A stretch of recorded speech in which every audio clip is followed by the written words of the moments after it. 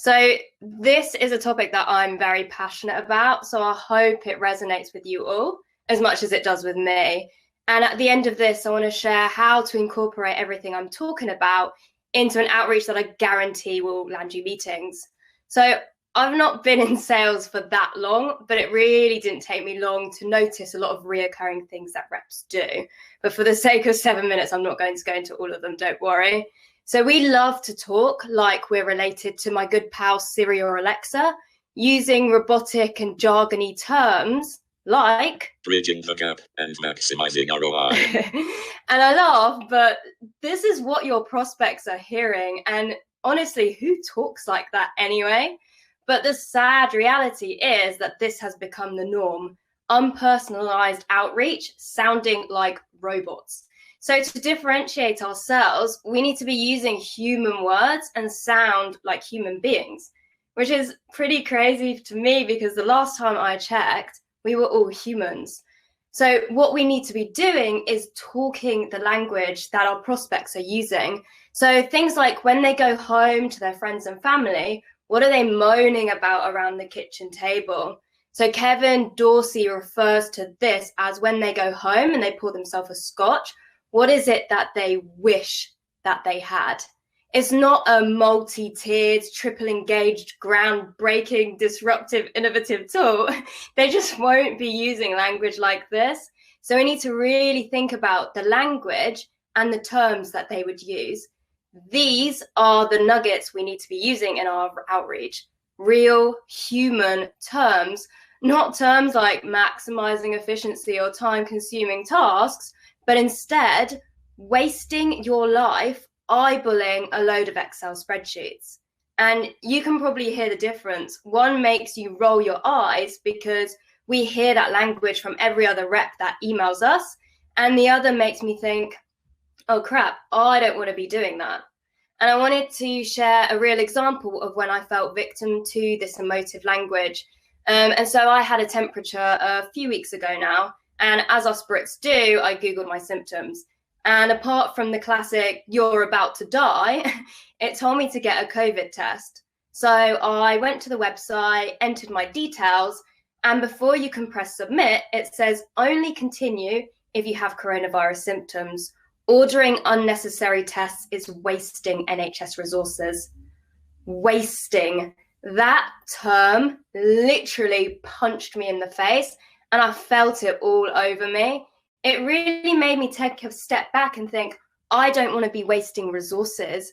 And if this is how that term is making me feel, then why aren't we replicating this emotive punch in the face to our prospects? And Beck Holland featured in one of Jason Bay's webinars and asked everyone, do you think your prospects are any different to yourself? And of course, everyone answered no. So if these are human emotive terms are smacking me in the face, then they will have the same effect on your prospects. So I have like 3-4 minutes left, and I wanted to share a really great way with you how you can use all of the above in an outreach that I guarantee will book you a meeting. And to put this into perspective, I booked 3 from this last week. And it's using the LinkedIn voice note feature. And the feedback I'm getting from this is comments like, hi, Charlotte, interesting approach with the voice note. Hadn't seen that done before, which just really emphasizes that we are not doing them enough. And I'm going to take a twist on the emotive language I'm using above, but I'm going to change it into the form of curiosity. And both are equally effective. So what I do is I will physically write out something like this. Hi, first name, I had a quick question for you, ... And then I'll insert the voice note. And this instantly piques curiosity. I don't know about you, but if I got a message saying I have a question for you and there was a voice note attached, my curiosity would take over me and I'd have to open it. So the voice note might sound a bit like, James noticed your post around XYZ. The point you made around 1, 2, 3 really stood out to me. Other sales leaders have experienced ABC. Does this sound familiar? Either way, best of luck with the posts. Looks like they're a massive hit. So this is just an example of a possible structure, but the success I've had with this is honestly huge. And I wanted to make a few pointers about the voice notes. So they should be nice and short, 30 seconds or less is preferred. And it's not a call, so you don't need to introduce yourself. If they're that curious, they can go onto your LinkedIn and find more about you and your company. Then second, relevant and personalized. I used the LinkedIn post in the examples, but you can make it about anything that's relevant to them, that you can tie back to your solution and the challenges it solves.